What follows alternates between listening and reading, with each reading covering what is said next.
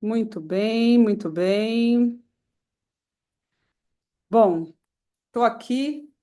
O Arthur me ajudou aqui a colocar vocês aqui na TV, então estou vendo alguns rostinhos que abriram a tela. Luana, saudade de você. Lucas entrando.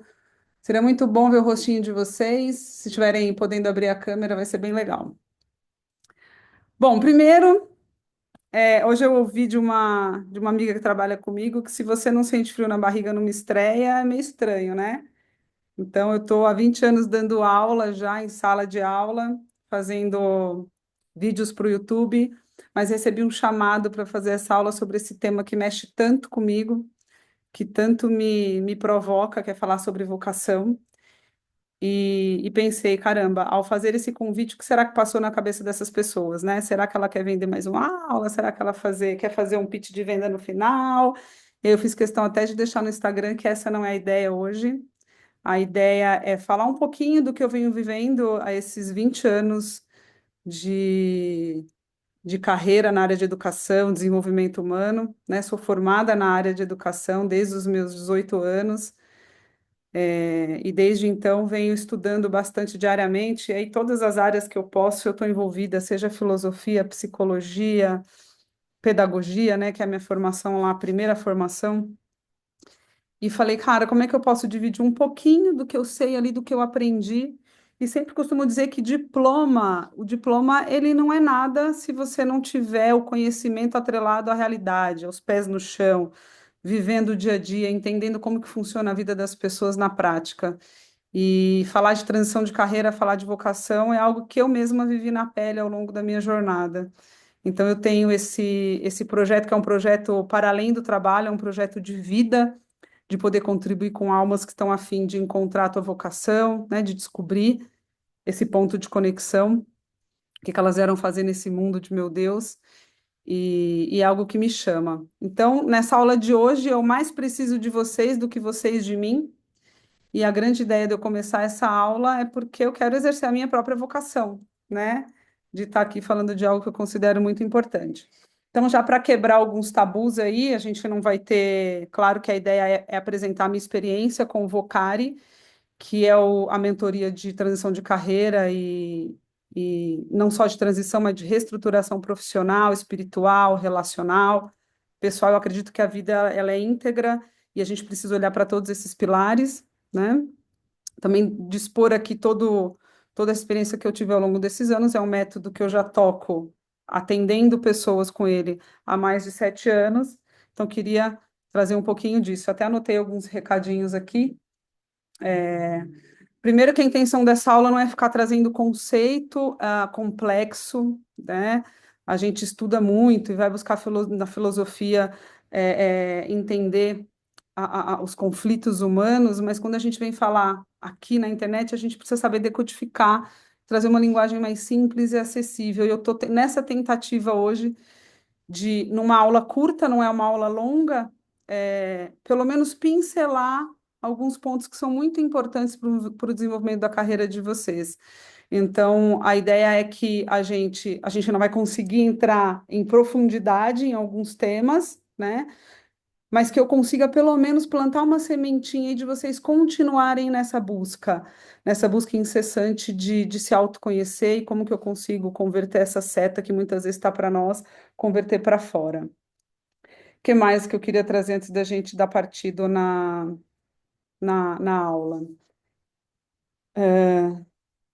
Acho que é isso, os principais recados, o que for surgindo no começo, no meio da aula, a gente vai trocando. Bom, eu vou compartilhar aqui minha tela. Eu não sou uma pessoa dada à tecnologia, se o Andrei tiver aí, ele sabe disso, que é meu sócio, a Alexandra também.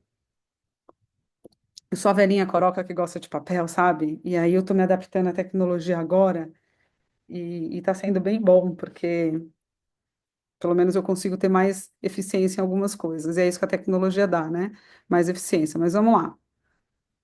Vou começar aqui a apresentação. Importante, né? Um pedido, como eu preciso muito de vocês nessa aula, a aula não é interessante só eu falando. Tem alguns momentos que eu vou ativar vocês, vou perguntar, então respondam no chat, abram a câmera ou o microfone e falem comigo. é importante que eu ouça também o que que vocês estão sentindo, o que que vocês podem trazer. E aí fiquem à vontade. Para isso é necessário coragem e bastante disposição, tá? Eu vou passar um vídeo aqui, ele é um curta. Tô olhando aqui para vocês. Ele é um curta e ele vai aquecer um pouquinho, o que eu quero trazer sobre vocação e trabalho, tá? Vou, vou dar um play aqui. Aproveitem.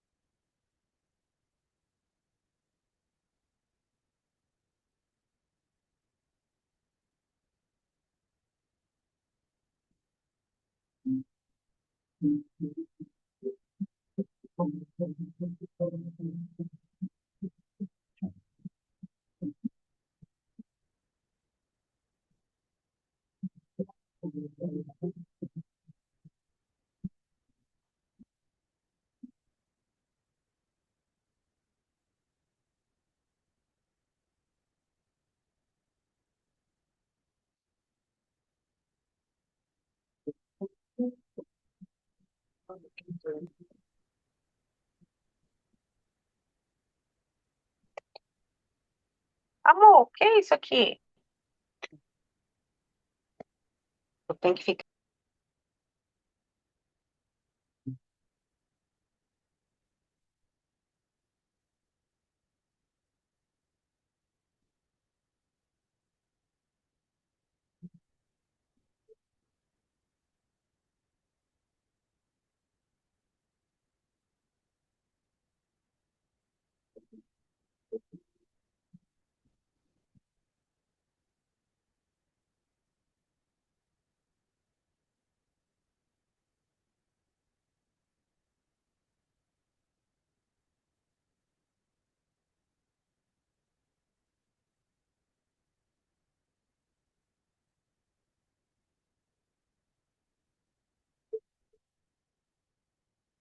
Uma pergunta, pessoal. O vídeo tá sem som aí para vocês? Tá sem som? É? Está sem som. Tá, tá sem som, Carol. Ainda bem que eu avisei antes que eu sou ruim de tecnologia, né?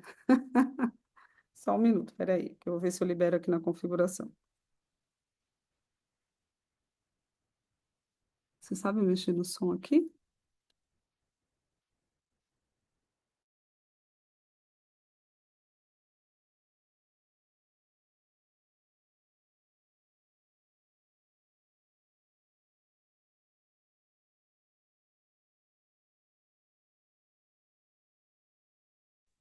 Carol, vai precisar parar o compartilhamento da tela e compartilhar de novo.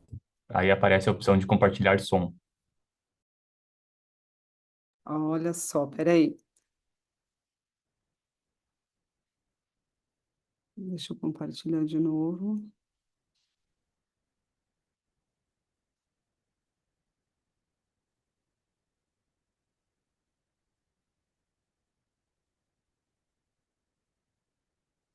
Microfone, testar microfone.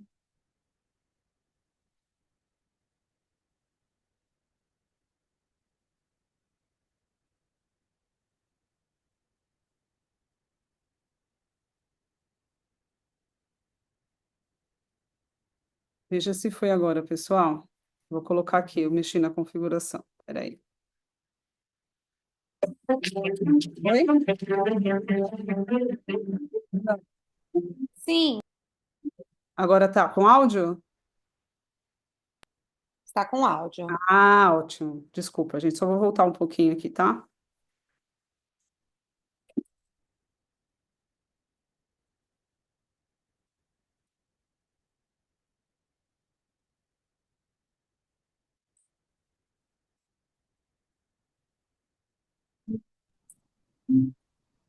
O áudio saiu de novo, pelo menos aqui para mim.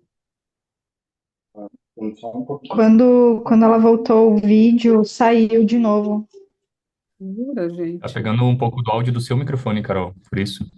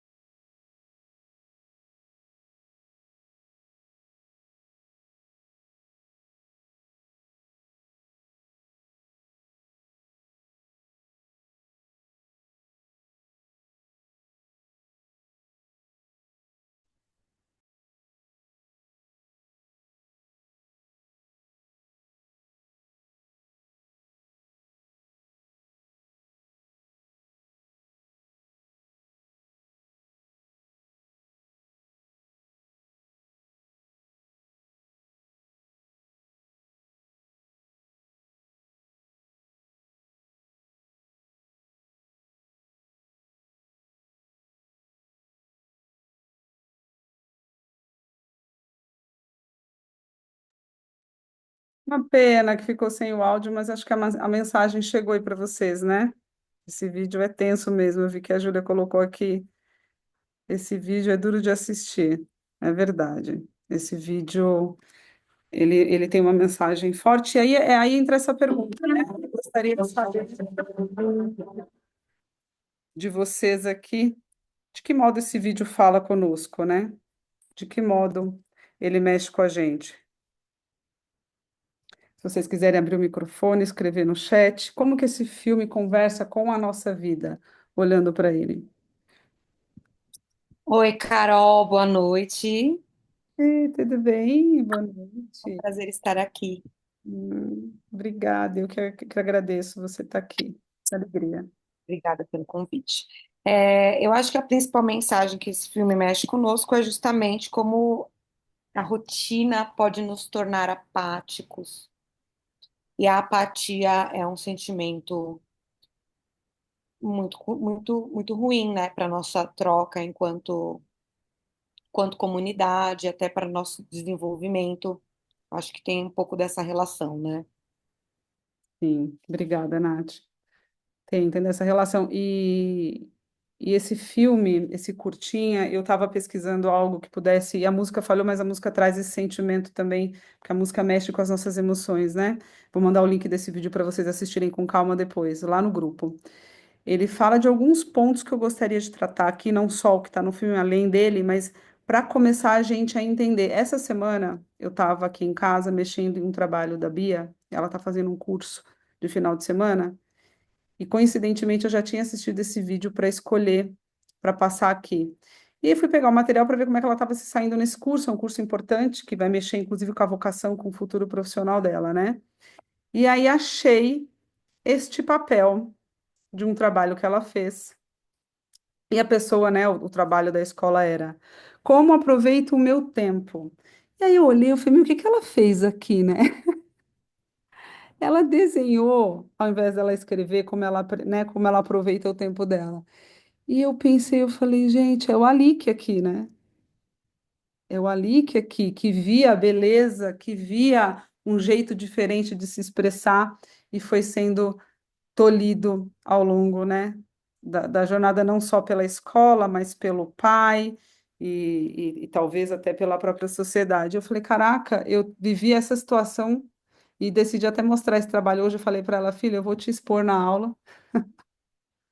Vou colocar um trabalho teu para mostrar que independente da época que a gente esteja, a criança ainda tem a imaginação, a criatividade, o encantamento com a vida. E, e o que que faz a gente perder isso ao longo da nossa jornada, né? Ao longo da vida.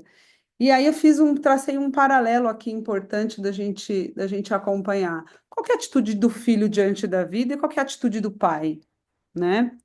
Um filho que saiu desse pai, né? Que foi criado por esse pai, está sendo criado. Então você vê que o filho vive um estado de encantamento, ele questiona, ele experimenta, ele cria, né?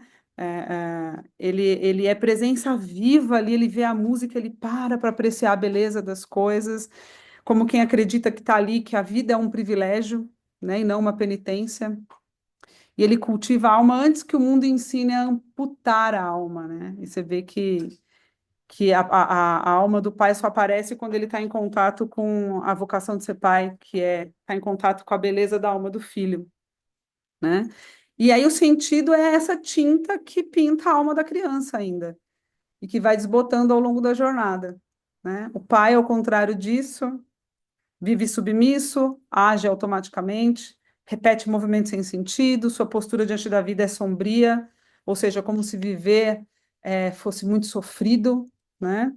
E ele sacrifica a alma no altar da rotina, que foi o que você falou, né, Nath?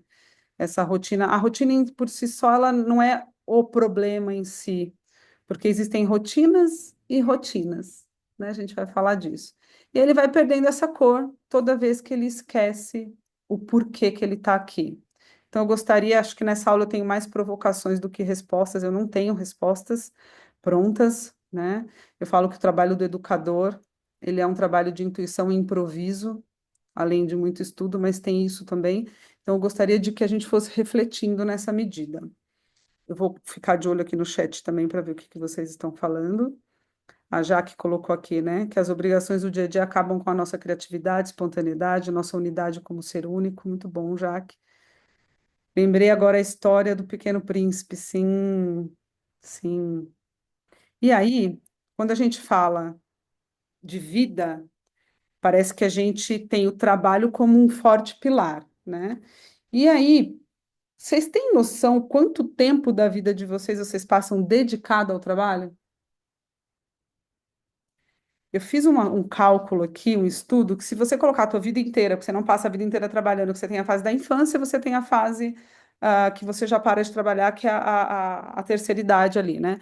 Então você teria 80% dedicada à vida como um todo e 20% ao trabalho. Quando a gente está falando da fase adulta, ativa, aquela fase onde você escolhe, né, onde você decide as coisas, onde você tem muita autorresponsabilidade, você dedica 36% da tua vida ao trabalho. E aí pensa que você tem 8 horas do dia dormindo, né? E aí eu pergunto, se 36% do meu dia é dedicado a esse pilar, como é que fica as outras áreas da vida? Como que a gente se comporta diante das outras áreas? Se a gente tivesse que continuar nesse cenário da pizza aqui, quantos por cento vocês colocariam aqui, né? Vamos pensar aqui que a nossa vida é dividida entre profissional, pessoal, relacional e espiritual. São os 4 pilares assim essenciais. E dentro deles tem, né, as subdivisões. Mas pensando nisso, como que vocês enxergam a vida de vocês hoje? Eu fiz uma divisão aqui em percentual. Coloquem no chat aí. Quanto vocês acham que vocês dedicam para a vida pessoal?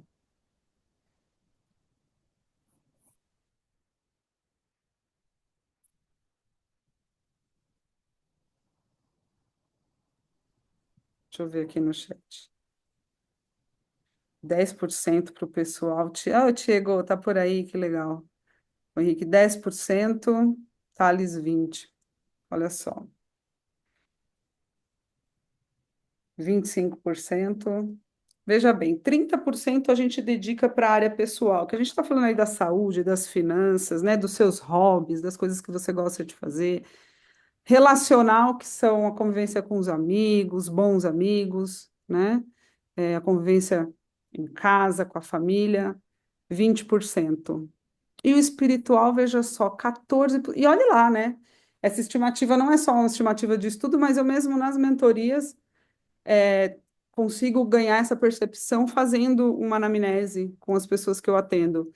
E o campo espiritual é muito, mas muito descuidado. E aí, queria que vocês olhassem esse passarinho e me dissessem o que que há de errado nele?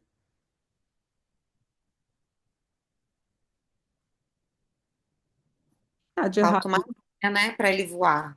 Falta uma asa para ele voar, tá? Solta uma.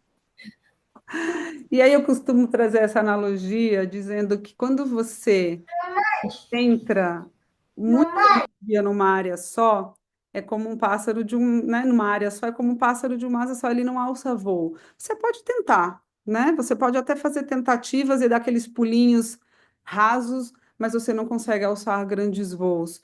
Porque parece que um pilar depende do outro para a gente ter. Eu não gostaria de chamar de uma vida equilibrada, porque é impossível a gente ter um equilíbrio em 100%, porque a vida é o equilibrar dos pratos, né? Mas você consegue pelo menos ter uma dinâmica um pouco mais saudável quando você consegue equilibrar esses pratos. E hoje a nossa vida parece que ela está muito concentrada, e tem um motivo, isso que a gente vai falar agora, no trabalho, né?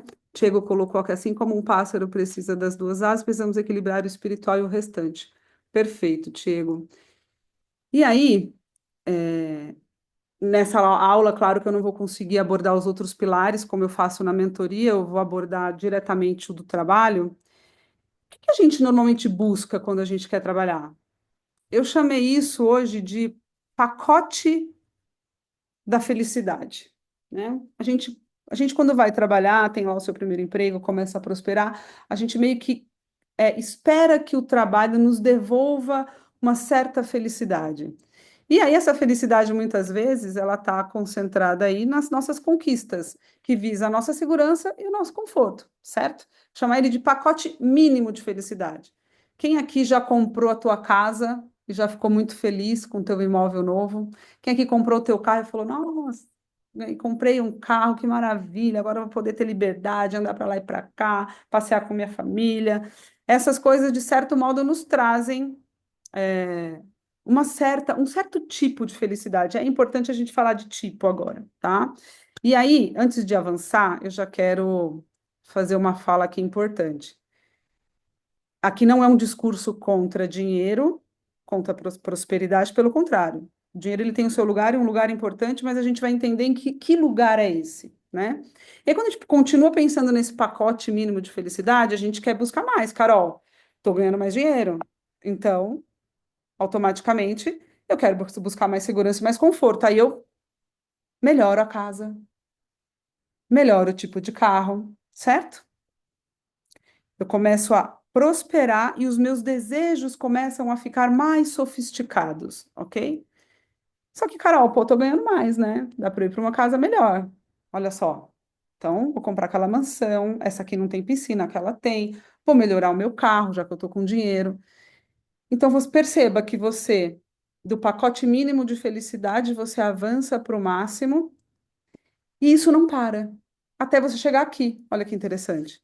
No combo máximo de felicidade, que traz ainda a mesma coisa que trazia lá no começo, conforto e segurança. Aí uma casa já não é o suficiente, né? Você quer uma mansão, quer uma casa na praia. Ah, um carro só para quê? Vou pegar trânsito, vamos pegar um helicóptero, né? Um jatinho. Aí você começa a conquistar bens materiais e deposita a tua felicidade aqui. E o que que tem de semelhante nessas imagens que eu fui mostrando? O que que elas têm em comum falando de felicidade, desejo? Elas É têm que é tudo material, né? É tudo material. tudo material, perfeito, o que mais?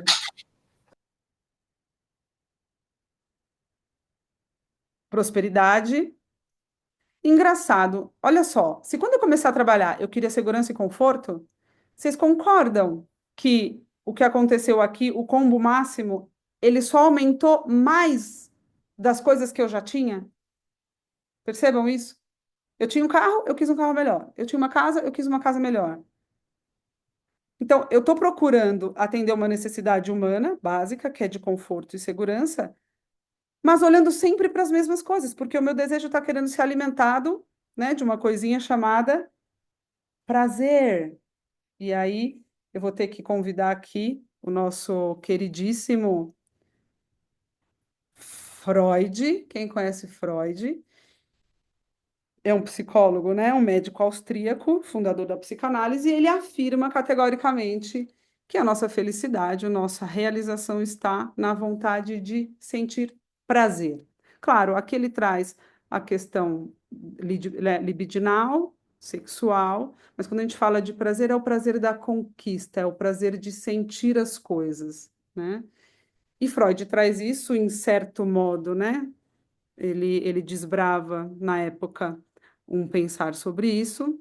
E aí, quando a gente pensa que o ser humano precisa sentir prazer o tempo todo, ele conquista e ele para de sentir prazer porque ele já conquistou, então ele precisa de mais prazer. Por isso que a gente fica nessa incessante busca pela compensação material.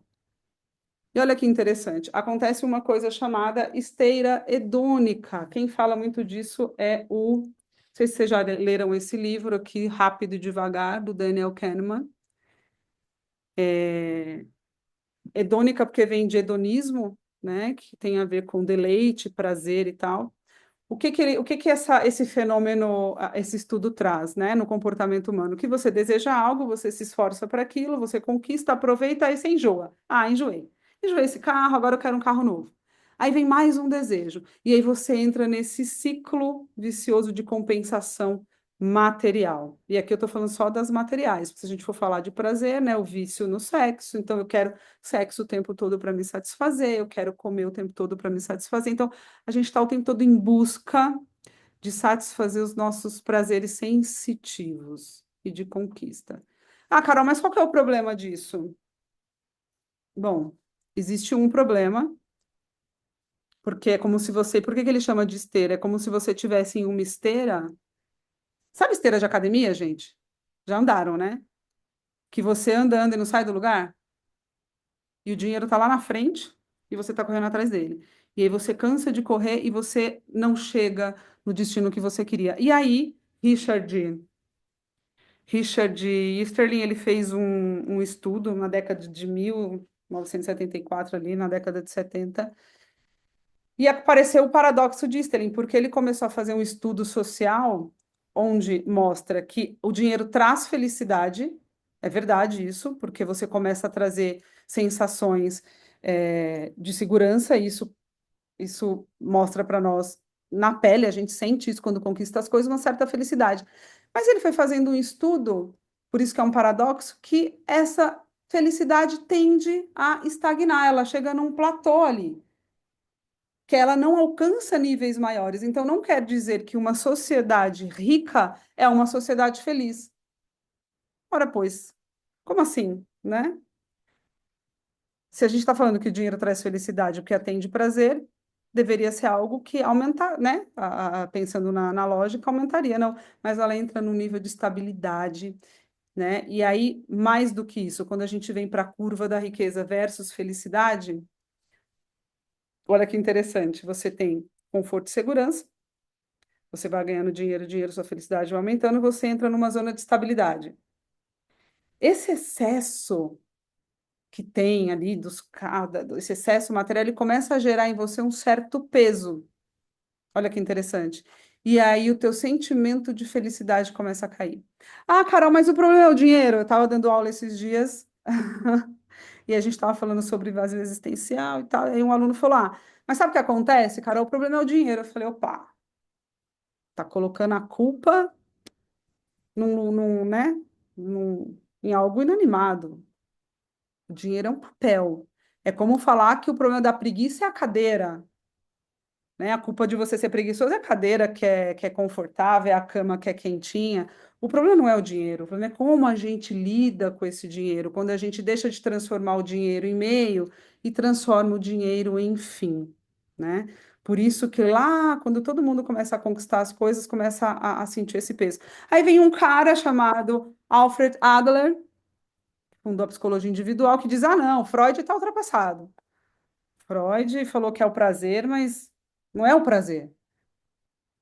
O ser humano tem vontade de poder, ou seja, o ser humano ele quer ser superior ao outro e ele quer reconhecimento, ele tem uma necessidade aí de poder. E se a gente começar a olhar, cara, agora mesmo eu estava observando a última eleição para prefeito aqui de São Paulo e estava vendo o Pablo Marçal, né? Não quero entrar em questões políticas, só vou citar aqui um exemplo. Muito dinheiro, dono de várias empresas, né? E parece que chegou naquele platô, ah, não sei mais para onde ir, eu preciso buscar algo que não está só no campo do prazer, né? Eu quero buscar um pouco mais de poder. E aqui eu não quero julgar as intenções, não é essa a ideia, é só para ilustrar.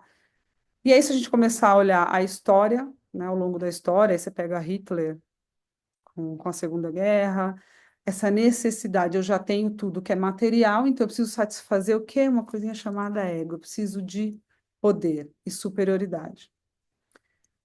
Deixa eu dar uma lida aqui no chat.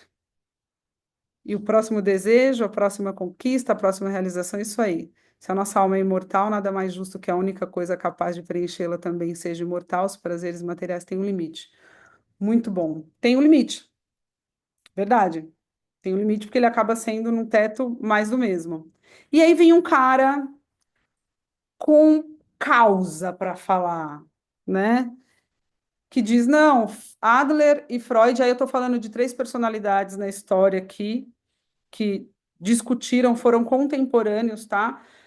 Viktor Frankl foi, de certo modo, contemporâneo ali de Freud, trocaram cartas, ele ainda na adolescência, e Viktor, ele vem fazer uma observação contundente e realista, né, de que Adler e Freud estavam equivocados quando dizem que o ser humano se realiza por meio do prazer e por meio do poder. E por que que ele fala isso, né? Não sei se todo mundo aqui conhece, eu vou falar rapidamente quem é Viktor Frankl.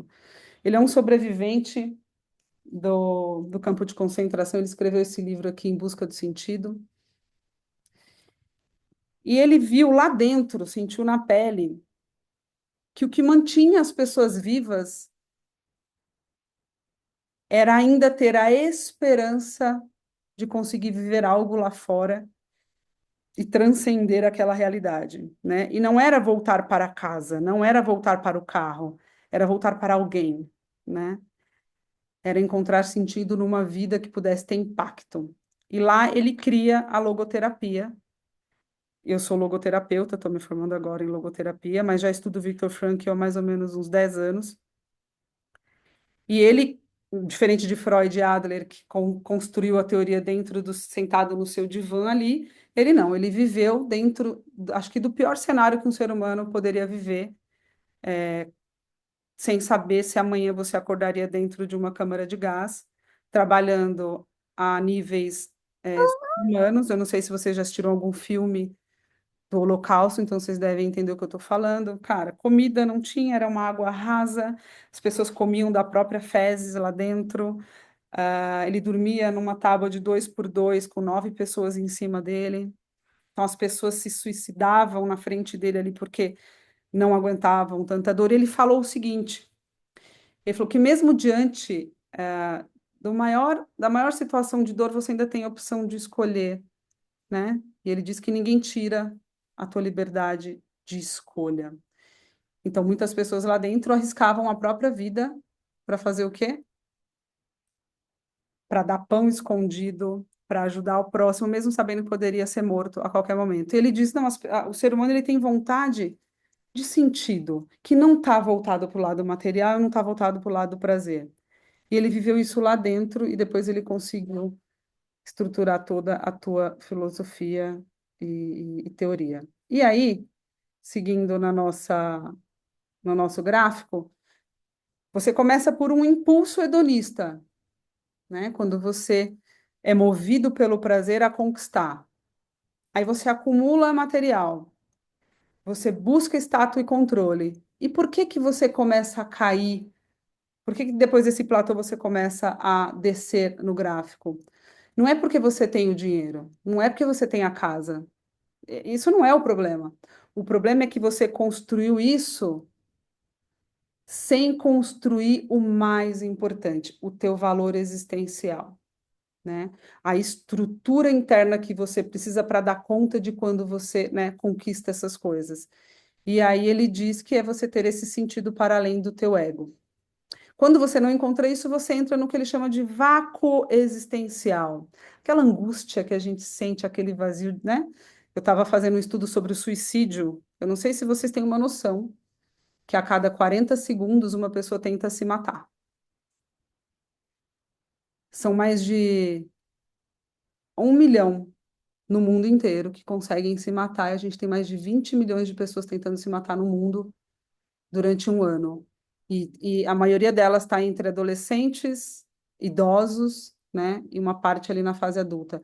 É um número alarmante e mais alarmante ainda, 90% dos casos de suicídio, gente, não é porque as pessoas têm problemas mentais. É porque elas estão enfrentando um vazio existencial. E, e muitas delas pessoas que têm status, têm poder, têm dinheiro. A gente tem aí vários nomes da história que tiraram a própria vida tendo tudo, né? Tendo tudo. Então, vão aí buscando na mente de vocês. E aí, o Olavo fala uma coisa que eu gosto bastante. Ele tem um vídeo que ele fala sobre vocação, e ele, quando começa a aula do COF, ele fala o seguinte: você tem duas escolhas para fazer. Ou você constrói um projeto social, ou você constrói um projeto de vida. Teu projeto de vida ele está em busca de um eu ideal. Quem eu sou, né? O que que eu quero deixar quando eu for daqui? Projeto social não. Projeto social é esse que você está buscando uma carreira muito sólida, um crachá bem posicionado, que você quer ser reconhecido. E o reconhecimento, a gente vai falar dele já já, é uma armadilha, né? Quando você coloca a tua vida baseada dentro de um projeto social, onde você espera que os outros comandem a tua felicidade. E aqui fica uma escolha. Se eu quero um projeto de vida, eu estou falando de um projeto vocacionado. E aí, o que que não é vocação, né? Afinal de contas, a palavra até agora não tinha aparecido e a aula de hoje é para a gente falar sobre isso, né? O que que é vocação e o que que não é vocação? Plano de carreira não é vocação, talento não é vocação, sentir prazer. Vocês querem sentir prazer, gente? Abre um parque de diversões, né? É, ir por trabalho não é ir para sentir prazer, né? Ter vocação, ganhar dinheiro, fama. Cara, eu fico pensando nos famosos, né? Tem uma passagem que eu ouvi esses dias que a Marilyn Monroe estava numa revista dando uma entrevista. Perguntaram para ela qual que é a relação dela com a fama. E ela falou num tom de tristeza que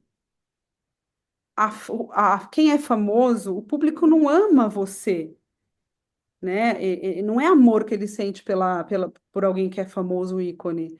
Você é um modo de consumo daquela pessoa, porque ela está pouco interessada em saber quem você é realmente. Então, cuidado que a fama ela tem essa armadilha, né? A vocação não é liberdade restrita, não é algo que você descobre fazendo perguntas no chat GPT, né? Falando agora dessa modernidade que tudo virou um caminho mais fácil. Não é seguir os passos do teu pai, da tua mãe. Às vezes é, às vezes não. Como que eu chego nessa resposta? Não, aquele hobby que deu certo. Ah, eu gosto de cantar, então vou ser cantora. Ah, eu gosto de surfar, então vou trabalhar com surf. Não é um sonho de infância que você nunca questionou. Não é aquele lugar onde tudo se encaixa. E não é um refúgio confortável. Para a gente entender o que é vocação, a gente precisa reconhecer quais são os inimigos silenciosos da vocação. Existem alguns, tá? Deixa eu dar uma olhadinha aqui no chat antes de avançar. Vocação é a coisa principal da vida, porque a maior parte do tempo você vai gastar trabalhando. Perfeito. Então, você não trabalha, fazer tempo todo. Pô, o resumo da humanidade é Jesus Cristo. Ele está pendurando. Muito bom, Ana. Meu filho perguntou aqui o que é vocação. Ah, a gente vai chegar já já. Já já. Primeiro, só para vocês entenderem a divisão dessa aula, né? O que não é, vamos tirar um pouco essa nuvem do que não é, as confusões que fazem a gente acreditar do que é vocação para a gente chegar lá no final. E aqui eu quero apresentar alguns inimigos silenciosos que estão disfarçados e a gente não reconhece, tá?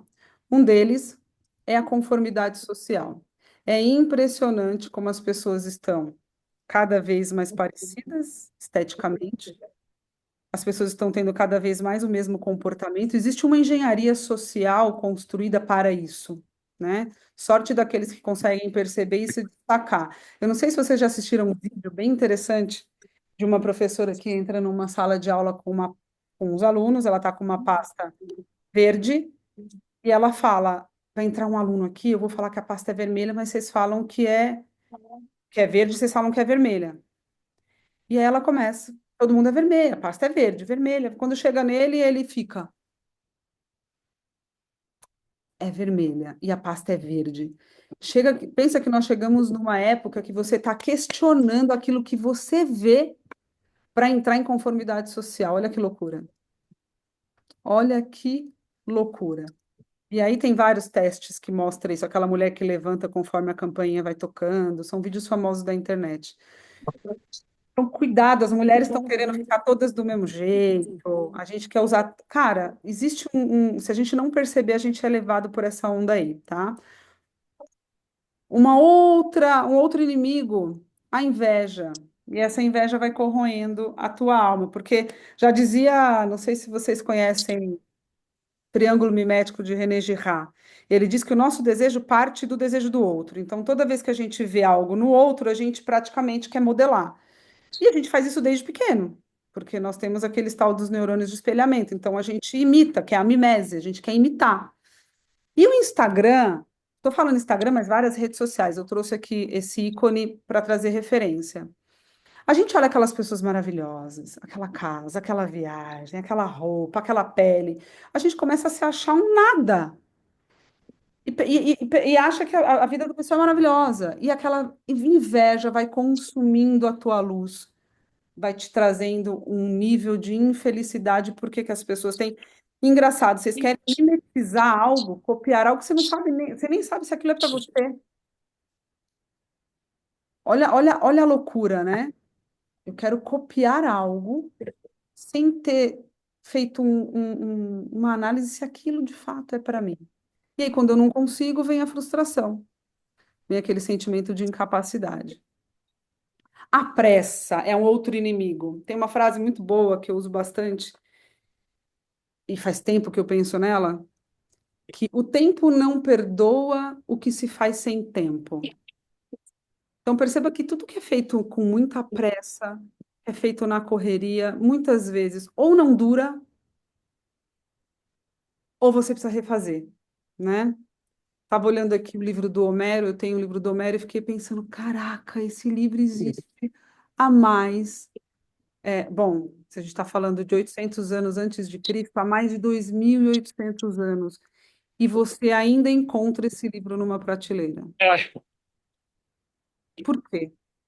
Costumo dizer que o que é feito com tempo, que busca intensidade e densidade, ele atravessa o tempo. E hoje a gente não tem tempo. Eu encontro as pessoas, tá tudo bem, tá uma correria. Pode perceber, a frase que você mais ouve das pessoas é que tá uma correria. Tem alguém com o mic aberto aí, né? Acho que é o Andrei. Andreizito. E essa pressa que vai nos consumindo é muito silencioso, porque você não se vê aí, se flagra muitas vezes. Você sente, mas você não para, você não põe o freio. A preguiça. A preguiça é um outro inimigo da vocação, né? Quando a vocação quer te puxar, a preguiça quer te, te segurar. E a inimiga é um grande, ela se disfarça porque ela recusa a grandeza. Porque a vocação te chama para ser grande, né? E a preguiça te chama para a cama, a preguiça te chama para recuar do desafio. E aí a gente reconhece um preguiçoso de longe, né? Medo é um outro inimigo silencioso da vocação. Tem uma passagem de um livro que eu adoro, que do Steven Pressfield, que muitas vezes o medo, ele é um disfarce, que a oportunidade está posta na tua frente, mas você não consegue ver porque o medo não te permite enxergar. Então, muitas vezes o medo é uma bússola de para onde você tem que ir. E encarar a vocação dá medo. Então, ela também é um inimigo quando você se deixa dominar pelo medo. E as distrações. Hoje nós temos várias, né? Isso aqui é uma delas, celular. Esse bobo da corte é uma passagem que tem no livro do Pascal, Pensamentos, que ele diz que todo rei precisa de um bobo da corte. Porque se ele não tiver um bobo da corte, ele não tem tempo de, né? Se ele não tiver bobo da corte, ele vai ter que parar para pensar nele. Ele vai ter que parar para refletir. Então, todas essas distrações que estão na nossa vida, e aí cada um tem as suas, né? Elas servem para nos afastar de um caminho necessário, que é esse caminho de encontro com a vocação, né? De ser quem realmente somos. E a gente não percebe. Então, a gente está fazendo, ao invés da gente correr para o alvo, a gente está correndo contra ele. E aí é preciso de muita atenção para você, de fato, não sofrer a tentação das distrações. Precisa ter muita força. E aí, agora sim, né? Falamos dos inimigos silenciosos da vocação. O que que é vocação, Carol? Antes de falar da vocação em si, vou trazer aqui uma analogia para vocês irem pensando. A vocação, ela é meio que uma bússola interior, tá? Fiquem com esse nome. E aí, agora eu gostaria de perguntar, aí abram o microfone, vamos participar um pouquinho, só eu falando. Qual semelhança que há entre vocês e esses super-heróis?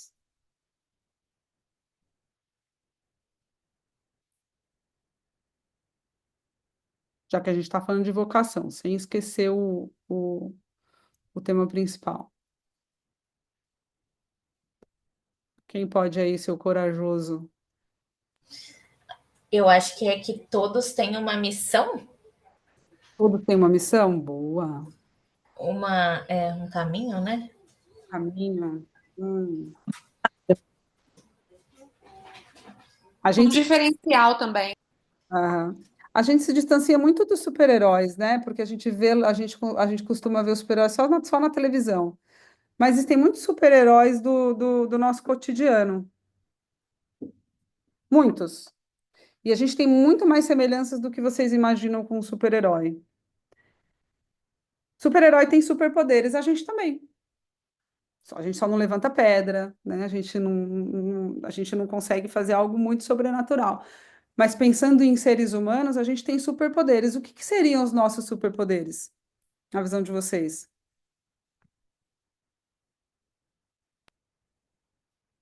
Podem pôr aqui no chat. Ajudar o outro.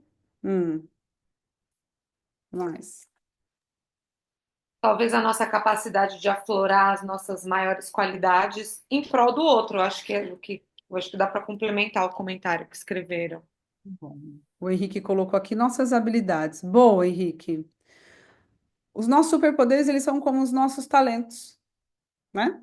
Porque se a gente vai ajudar alguém, a gente ajuda com os talentos que a gente tem para pôr a serviço, concorda?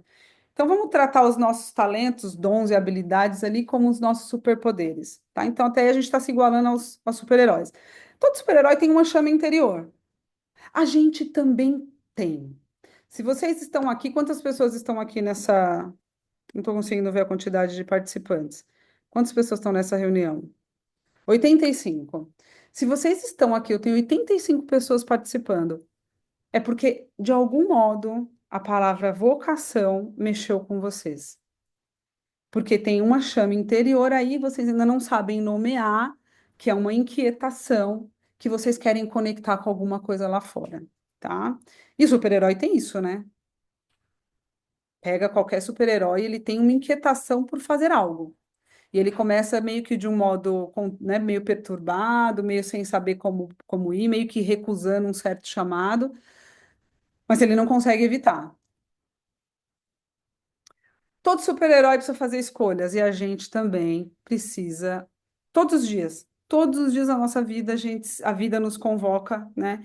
E aí eu costumo dizer, eu não, quem me dera, mas Viktor Frankl fala que não é a gente que questiona a vida, é a vida que nos questiona todos os dias e cabe a nós responder. E a gente responde através das escolhas que a gente tem. Olha que interessante isso. Então, a todo momento nós somos convocados a dar uma resposta, desde as simples às mais complexas. A questão tá, qual a qualidade, né? Para onde eu aponto a minha escolha?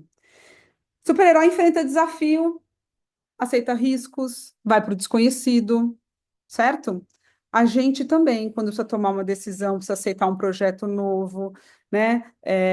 Por exemplo, decidir ser mãe é um lugar desconhecido, é um lugar que você não sabe. Incute riscos. Super-herói também.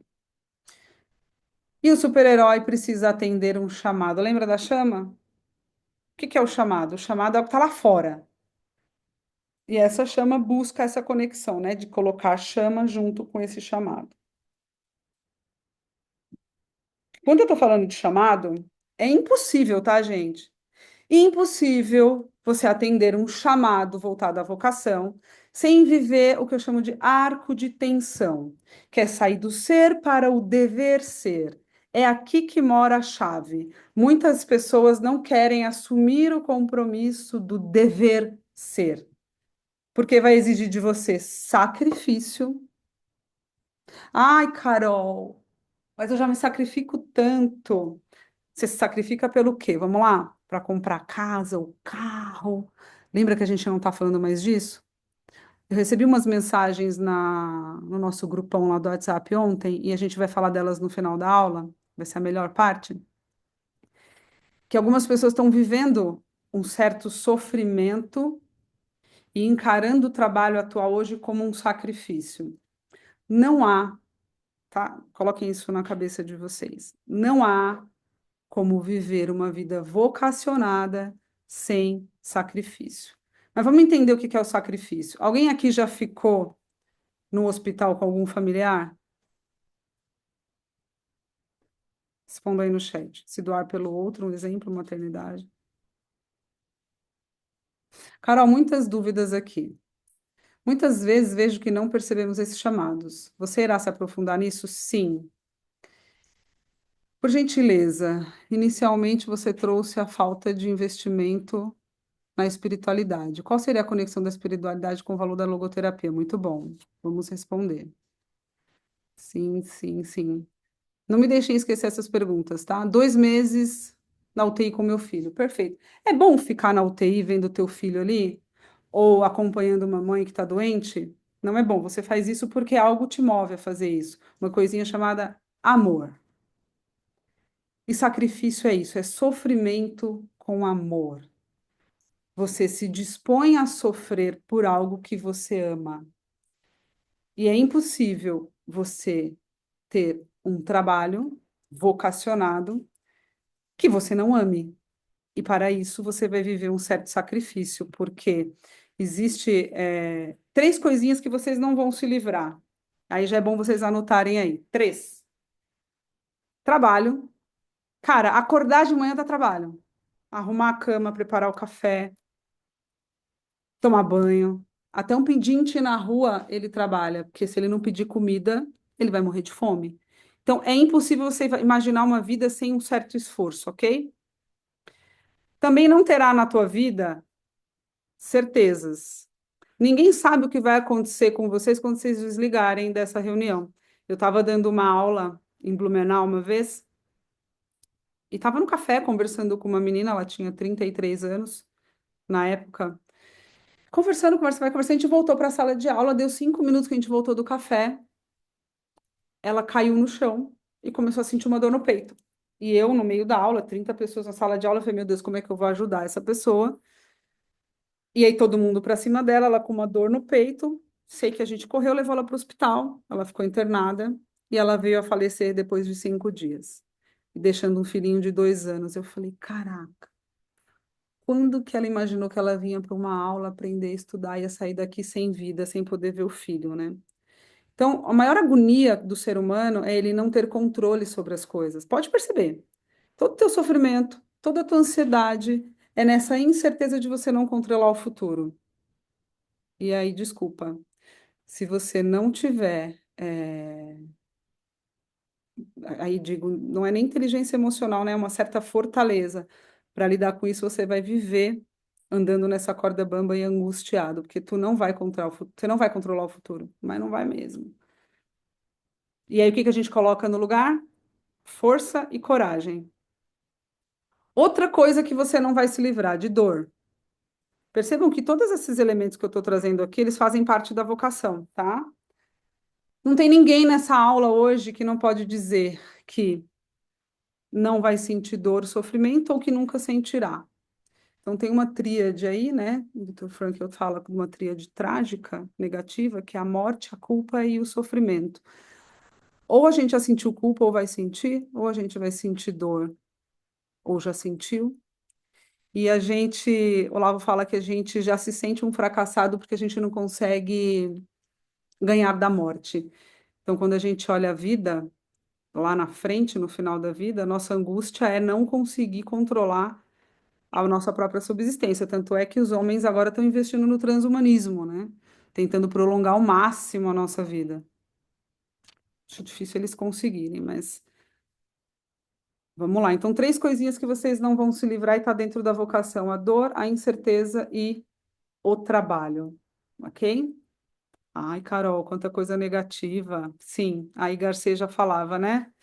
O José Ortega Gasset falava: a reabsorção da circunstância é o destino concreto do homem. Ou seja, não é o que te acontece, né? As circunstâncias, elas estão postas, mas é como você encara isso. Se o teu destino é reabsorver isso, a diferença está em como você reabsorve. E aí, essa foto é uma foto do campo de concentração. O que fazer quando tudo parece difícil? Eu vi umas mensagens de vocês no grupo.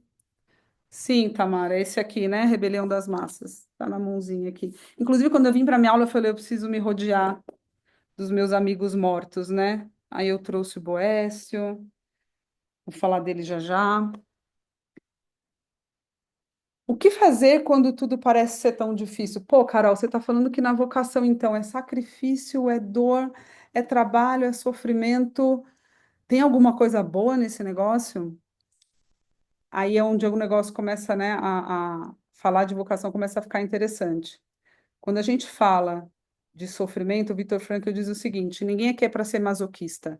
Se a situação tá boa, desfrute-a. Se ela não tá boa, pula fora. Se você tem como decidir, pula fora. Se ela é inevitável, o que que você tem que fazer? Já que você não consegue transformar a situação, você se transforma, tá? E por que é importante a gente encarar dessa forma? Porque você não é livre de. Vamos, vamos colocar o olhar agora em grandes pessoas que viveram vocação ou que passaram por algum sofrimento. Eu tenho uma menina numa sala de aula da pós que estuda comigo, a Lívia. É maravilhoso ter aula com ela. Ela não mexe os membros inferiores, né? Ela só mexe a cabeça, assim. E ela escreve no chat com o movimento da cabeça. E eu olho para ela e eu falo, meu, ela não foi livre de passar por uma doença, mas ela foi livre para escolher como, né, como lidar com isso. Ela está aqui estudando e ela já escreveu três livros para contar a trajetória dela. Em última instância, não é o que te acontece, né? Mas é a liberdade que você tem para como encarar isso. E a gente vai entender como isso cai na vocação, porque é a tua liberdade de encarar o sacrifício, porque você pode continuar lá, naquele lugar de conquista apenas material e não existencial, espiritual, já falaram aqui como que se conecta com a logoterapia, ou não, ou buscar além dessas coisas, para além delas, tá? E aí, para isso, chegou a palavra co-irmã da vocação, e aí eu preciso dizer que falar de virtudes, né? Talvez seja perda de tempo falar na minha fala aqui, mas trazer Santo Tomás com toda a tua teu tratado das virtudes, Victor Pinheiro Salles aqui, Francisco Foll sobre a conquista das virtudes. É impossível a gente sair do ser para o dever ser sem o cultivo dessas virtudes. E aí, na Ética Aristotélica, não sei se vocês já leram Ética Nicômaco, recomendo também. Todos esses livros que eu estou mostrando aqui, gente, é na intenção de vocês buscarem esse aprofundamento, tá? Ele diz o seguinte, que você viver a virtude é você buscar a felicidade, que para ele era o sumo bem, né? E Aristóteles cunha a felicidade como eudaimonia, é o termo, que quando você tem uma reta razão, uma justa medida sobre a vida, você encontra a felicidade, tá? E a falta da virtude é o vício, né, do excesso ou da omissão. Então percebam que várias coisas que acontecem na vida de vocês, os objetivos que vocês não conseguem alcançar, né? A busca pela excelência no trabalho, muitas vezes está ou porque você está omitindo algo no teu comportamento, está procrastinando, né? Ou porque você está em excesso de busca. Aí vamos voltar aqui na busca do prazer, ao invés de centrar na justa medida das coisas. E aí, quando você decide buscar ser um ser virtuoso, você trabalha uma coisinha chamada bril, você lapida o teu bril. Eu dou muita aula, e nas aulas eu dou muita prática, né? E nessas práticas eu vejo pessoas que dão tudo de si para apresentar uma dinâmica perfeita, e aquelas pessoas que, ai, sabe aquelas que falam, ah, vai assim mesmo, sabe? Aquelas pessoas que têm aquela moleza no corpo, você fala, meu, açaí. Até em entrevista você percebe quando a pessoa tem brio. E aí tem uma passagem do Michelangelo, eu não sei se vocês conhecem essa história, tem no documentário da vida dele. Eu não sei se vocês sabem, mas Michelangelo não gostava de pintar, né? Michelangelo gostava de fazer escultura. Ele não suportava a pintura. E Michelangelo pintou a Capela Sistina, que é um dos maiores pontos turísticos do mundo, de uma beleza imensurável. Ele pintou aquilo a muito custo, e aí no documentário conta que ele estava. Pensa na tecnologia da época, né? Hoje a gente tem andaime, né? Motor para subir e descer. Naquela época era madeira, subia se pegando, né, nas madeiras, pintava deitados, todo bagunçado. E aí um dia ele foi embora, ele estava muito cansado, deixou 14 funcionários dando conta lá da obra para ele. Ele chega no outro dia, os 14 tinham feito um monte de cagada, um monte. Ele chama os 14, eu numa linguagem moderna, chamo os 14 e fala: vem cá, vocês querem me ferrar?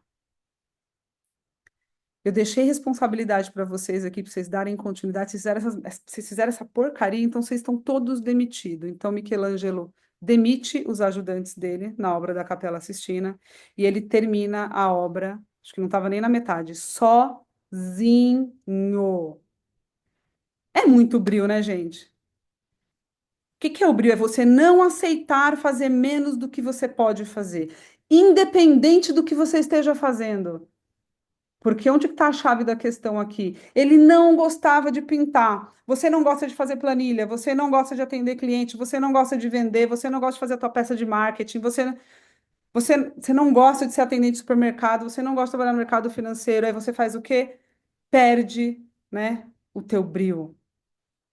Ou seja, faz menos do que você poderia fazer, porque você não entende o que é vocação. Se você está ali, se a vida te posicionou naquele lugar, naquele tempo, naquele momento, você está sendo convocado a dar o seu melhor. Ah, Carol, então você está querendo dizer que eu tenho que passar a vida trabalhando com o que eu não gosto? Lembra que vocação não é gostar, e a gente vai chegar nessa resposta já já. Eu estou pedindo para você entender que a vocação não está na tua profissão, na tarefa que você exerce, entende? E só um virtuoso consegue lapidar dessa forma o brio. O ser humano é o único ser que pode buscar o senso, né, que tem o senso de aperfeiçoamento, que é uma outra coisa que os animais não têm.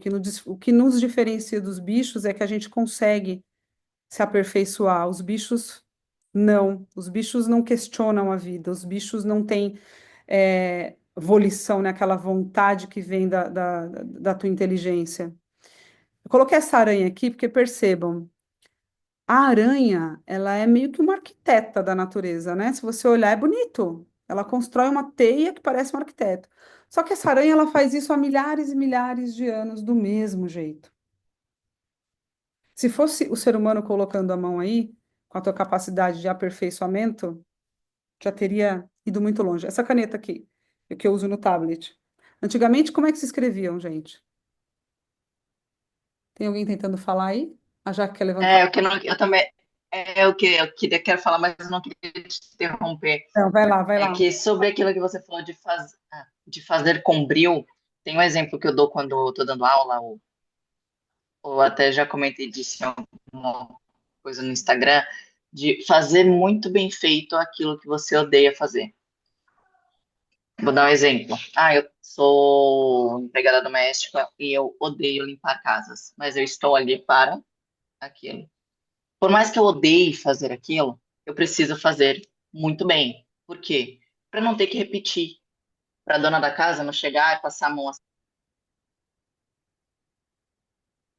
e refazer. Não ficou tão legal. E isso serve para tudo. Eu dou exemplo aqui da empregada doméstica, porque aconteceu com uma amiga minha, inclusive, que ela teve uma situação dessa em casa e daí me veio esse start para falar sobre. Mas em tudo, se você, igual você citou da planilha, poxa, eu odeio fazer planilha, então faça ela muito bem feita para que você não tenha que fazer de novo. E daí é desse tempo vago que você vai ter, não tendo que repetir o seu trabalho que você já deveria ter feito, você consegue ter tempo para fazer outras coisas que você goste, que você possa melhorar quem você é, melhorar para o outro e conseguir progredir naquilo que você pretende, até para sair do estado que você está. Seja onde você está. Então, você entende a sua realidade e melhora aquilo que você pode a partir do momento que você entendeu onde você está e o que você precisa fazer para melhorar. Vai muito do brilho que você Perfeito, falou. Tati, perfeito. Quando a gente está falando de vocação e virtude, a virtude ela trabalha a tua estrutura moral, né? Então, quando você está trabalhando para alguém que você é remunerado por aquilo, se você é uma pessoa virtuosa, uma pessoa ética, porque não adianta nada a vocação sem base moral, ela desaba, tá? Por isso que elas são irmãs, elas andam juntas. Por mais que eu esteja num trabalho que eu não gosto e que eu ainda estou né, numa fase talvez de pensar em sair, buscar, que a gente vai falar já já, né? Onde está a minha virtude, o meu senso moral e ético de fazer aquilo da melhor forma possível? Porque se eu tenho noção de impacto, se eu tenho noção que aquele trabalho é para alguém, e aí por isso que a vocação ela é uma disposição do espírito, se eu tenho noção de impacto, eu jamais vou me- como é que fala? Me dispor a fazer algo mal feito. E não é só por mim. Aí é que tá, quando você tem noção de impacto, você faz pelo outro. Como é gostoso, você limpa a casa, eu quero que a dona da casa chegue e não veja sujeira, por mais que eu não goste de fazer isso, eu estou fazendo isso para alguém. Então, o seu senso de justiça trabalha junto com a virtude, não tem como você separar isso, entende? Pode falar, Ângela. Gente, eu vou tentar falar, tô com o meu pequeno aqui, mas acho que dá para falar.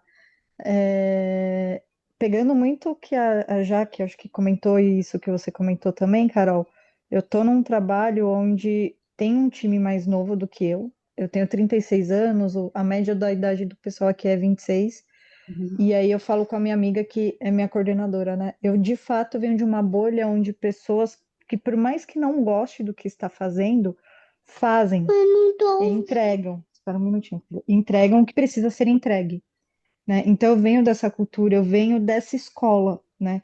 Entrega o que te foi pedido, entrega para o que você recebe, né? E eu tô vendo que tem uma geração agora, não são todos, né? Eu tô falando de uma parcela muito pequena, num cenário em que eu estou inserida no momento de as pessoas não querem entregar o que de fato elas precisam entregar. E aqui eu não tô falando de nenhuma entrega extraordinária, tá? Eu tô falando de comprometimento para entregar ali o básico para ajudar o outro, né? Então, eu vejo, eu não sei como que tá o mercado no geral. A minha amiga fala que contratar está cada vez mais difícil, contratar pessoas que parece que entreguem o mínimo, e por mais que, um exemplo, eu me encontrei muito na maternidade, por mais que eu não queira seguir uma carreira em ascensão, hierarquicamente falando, eu sei, eu estou confortável na posição que eu estou, mas eu procuro não prejudicar o outro. E eu vejo que as pessoas hoje não estão se importando com isso, sabe? E isso gera muito um sentimento de revolta, né? De, putz, não é justo que eu faça alguma coisa que atrapalhe o colega, né? Então, acho que é muito nessa linha que vocês estão trazendo, nessa provocação. Perfeito, Ângela, perfeito. Tem a ver com isso que eu ia falar já no próximo slide. As pessoas perderam o senso de autorresponsabilidade, né? Viktor Frankl disse que se ele pudesse, além da Estátua da Liberdade, ele falou lá naquela época, ele montaria do lado uma estátua da responsabilidade. Porque hoje as pessoas querem liberdade, né? Eu quero fazer isso, quero fazer aquilo. Hoje as pessoas falam o que quer, mas elas não querem se responsabilizar por aquilo que elas fazem, né? E aí, uma filósofa francesa que eu gosto bastante, Simone Weil, ela diz que a noção de obrigação vem antes da do direito. Só que a gente inverteu, né, essa ordem. A modernidade hoje com individualismo, com senso egoísta. A gente vive uma geração mimada pra caramba. Hoje os adolescentes entram na fase adulta e ainda levam as mães em entrevistas de emprego. Homens, mulheres com 30, 40 anos morando com os pais sem senso de responsabilidade. Por quê? A gente vive uma geração que quer depender do outro e acha que tem direito, então eu não sou devedor do mundo, eu sou credor, né? E aí essa frase vem muito ao encontro disso. A gente não quer ter obrigação, a gente quer ter só direito. E aí, quando a gente vai falar de vocação, viver o trabalho precisa ser um caminho de sentido e autotranscendência. É algo que sai de mim para o outro, né? Esse autotranscender, que é um cunho, uma palavra pouco ouvida, mas que Victor fala muito na tua obra, que é a gente cresce de verdade quando a gente vive por algo que vai para além de nós mesmos. Então, imagina, Eu tenho meus superpoderes, eu tenho minha vocação, né? Eu tenho meus talentos. E eu preciso atender uma vocação. Vocação, é uma palavra, vocation, que vem do latim, tem a ver com chamado. E um chamado é sempre algo que está fora de nós, não dentro de nós. Então, já começando a conceituar aqui. Então, não é algo que você quer, é algo que a vida te convoca a fazer e você decide responder, entende? E aí você decide dar luz aos seus superpoderes, que são os seus talentos e habilidades, quando você decide chamar, né, atender esse chamado que está lá fora. Quando você busca um porquê, né? E aí a essência da felicidade, quando a gente fala de vocação, que viver a vocação não é só sofrer, tá bem? É que você não está buscando a felicidade em si, você está buscando um motivo para ser feliz. E esse motivo, acreditem, está na vocação. Está na vocação e a vocação não tem a ver só com o trabalho. A vocação pode ser a vocação para a maternidade, a vocação pode ser uma vocação voltada à linha espiritual, de você ser um padre, um pastor. A vocação está em você fazer trabalho voluntário e ser um grande andarilho pelo mundo. Ou seja, que chamado você está a fim de atender que tem um porquê para você, né? E é importante a gente entender a distinção de profissão, missão e vocação. Profissão é o que eu faço, é um meio pelo qual eu vou exercer a minha vocação. A missão é o modo de exercer minha profissão. Por exemplo, eu estou aqui dando essa aula para vocês. Eu poderia dar essa aula de qualquer jeito. Só que eu estou há um mês lendo livro, buscando, falando, eu tenho que dar o melhor para essa aula. Ou seja, a minha missão aqui é trazer o melhor que eu puder, né? Para atender um chamado. Ou seja, se eu tenho 80, quantas pessoas agora? 79 pessoas nessa aula. É porque vocês me convocaram de algum modo a estar aqui. E isso, para mim, tem um grande porquê. E todo mundo que, percebam, todo mundo que vocês admiram, que vocês se inspiram, são pessoas que sofreram. Santos, mártires, personagens que vocês gostam, todos eles passaram por uma jornada de sacrifício. E a gente quer correr do sacrifício. Então, se tem uma mensagem, né, que já pode começar a ficar na cabeça de vocês, vocação implica sacrifício, tá? E aí, para a gente chegar numa definição, vocação é aquilo que te transcende, que não termina em você, termina no outro. É um ato de obediência à verdade que mora em você. Existe uma verdade aí que você precisa encontrar. Não é sugestão, cuidado. Às vezes você acha que as suas sugestões, que estão calcadas aí em miragens que você tem da verdade, é verdade. Ela é uma verdade aparente. Então é preciso muito exame para você saber o que é a verdade. Não é o que o mundo espera de você. É uma missão singular que só você pode cumprir. Tem vários educadores iguais a mim, né, que exercem a mesma profissão, mas iguais nenhum. Ninguém consegue, pode ter melhor, pior, mediano, mas imprimir a forma como eu imprimo o meu jeito de dar aula, ninguém faz. Então tem um DNA que precisa ser posto no mundo, né? Que só você faz. E é o lugar onde a sua dor se transforma em dom, né? E a sua história ganha um pra quê. E aí, pessoal, é dessa forma que a gente se realiza. E eu tô com um copo de água aqui, e eu queria perguntar para vocês, como que a água se realiza?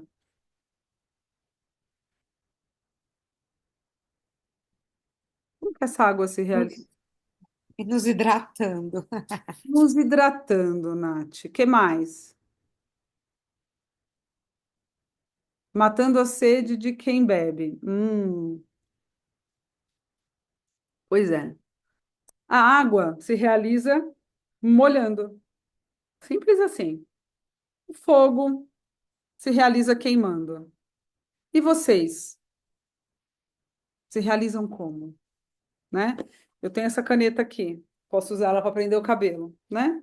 Mas ela foi feita para prender o cabelo? Ela vai servir, né? Mas ela vai se realizar quando eu usar a caneta para o fim pelo qual ela foi criada.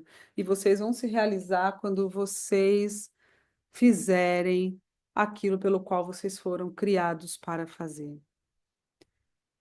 Ai, Carol, que difícil, muito abstrato isso. Não é, não é. Porque aí agora eu vou dar um pouco do caminho das pedras, tá? Como que você descobre a tua vocação? Carol, se a água se realiza molhando, fogo queimando, eu me realizo como? Vivendo a minha vocação? Tá, mas como é que eu vivo a vocação?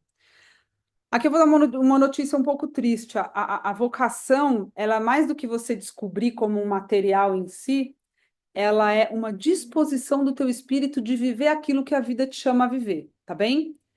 Só que ela pode ficar uma zona mais de mais realização quando você descobre qual que é o teu talento dominante. Qual que é o talento dominante do Homem-Aranha, Bia? Vai lá, fala. Talento do Homem-Aranha. Ah. Qual que é o principal talento, a principal força do Homem-Aranha? Mas ele tem algum talento especial. Ele joga teia, Ele, ele sabe pular. ele se desloca com a teia, ele navega com a teia para lá e para cá, Ah, né? perfeito. O que mais de talento dominante que a gente tem de super-heróis? O Thor. O Thor tem um talento dominante ali que é a força, certo? Qual que é o nosso talento dominante? Se você consegue fazer um exercício de descobrir o teu talento dominante, trabalhar as tuas virtudes, porque que a virtude da fortaleza, da coragem, da justiça, né? São as virtudes cardeais.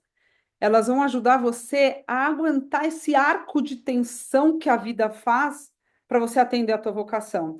Entende que quando você conecta o teu talento dominante, você tem vários talentos, mas tem um que, cara, é aquele que você fala, meu, sou muito boa nisso, as pessoas reconhecem isso em mim,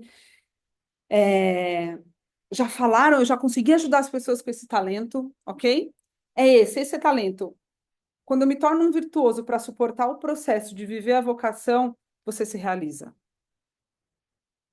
Por quê? Porque quando você sofre essa dor vivendo a sua vocação, fazendo o que você sabe fazer, você fica feliz com o resultado, né? Então você não, às vezes você sofre no processo, mas o resultado ele te traz autorrealização. Então tudo começa aqui, nessa ponta, né? Da gente entender nosso mapa das habilidades, nosso mapa de talentos, fazer um grande mergulho, viver as virtudes para se conectar com a vocação. E aí, como? Primeiro exercício, gente, um bom exame de consciência. E aí eu vou deixar algumas perguntinhas se vocês quiserem anotar. A gente já está indo para o final da aula, tá bem? É, Mas eu acho que essa parte é importante, porque eu estou dando meio que um caminho das pedras aqui para vocês começarem o processo, tá? Quais perguntas a gente poderia começar a fazer, né, para avançar aqui nas virtudes, né, no talento dominante, nas virtudes para atender esse chamado vocacional que a vida nos faz. Vamos lá. Aqui são algumas sugestões, tá? Tem perguntas mais profundas, mas eu trouxe perguntas iniciais. Quais são as minhas reais intenções, razões e motivações? Será que a gente sabe? As profundas?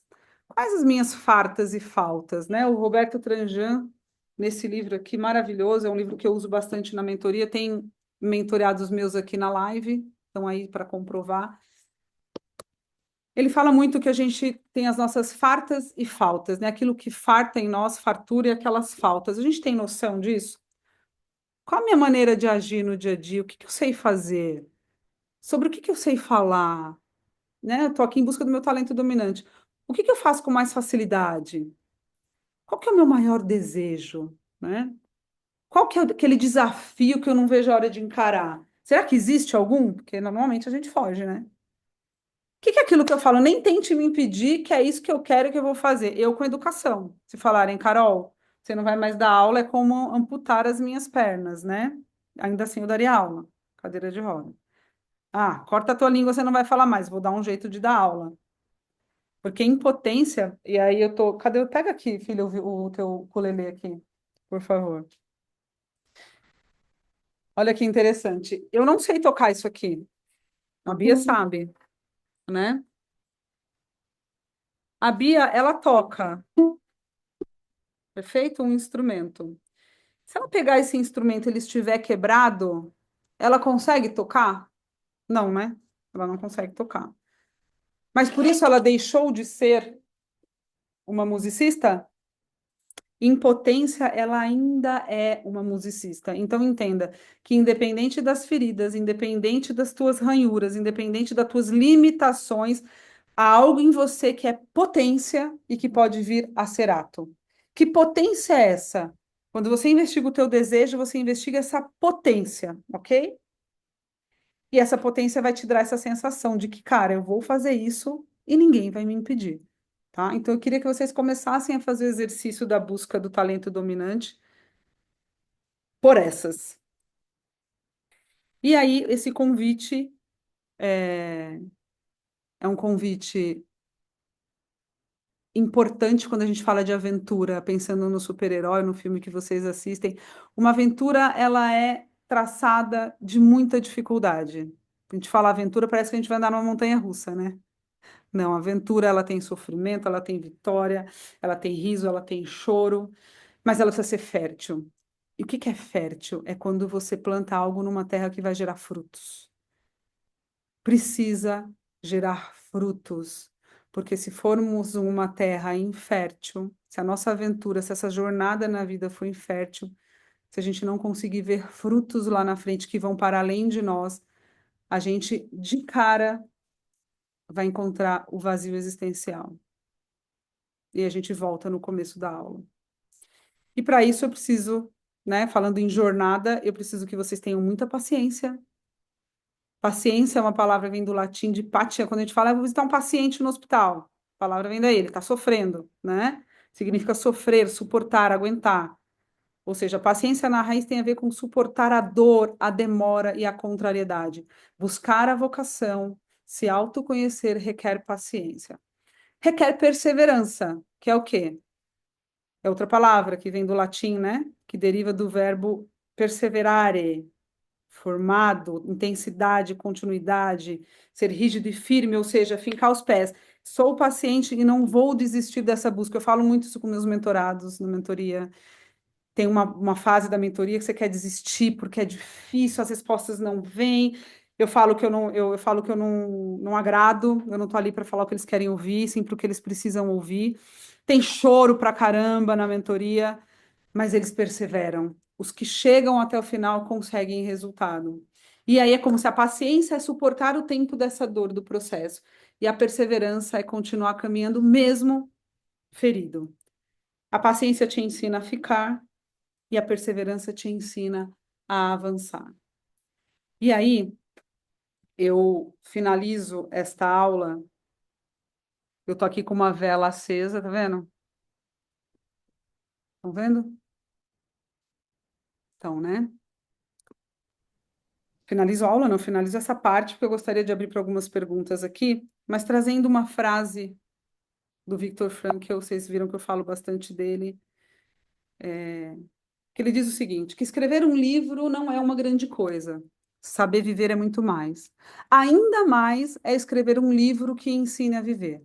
Mas o máximo é viver uma vida sobre a qual se possa escrever um livro. E por que que eu estou com essa vela? Deixa eu ver vocês aqui. A vocação tem a ver com essa vela. Prestem bem atenção, que talvez dessa aula o mais importante que vocês vão ouvir é isso, tá?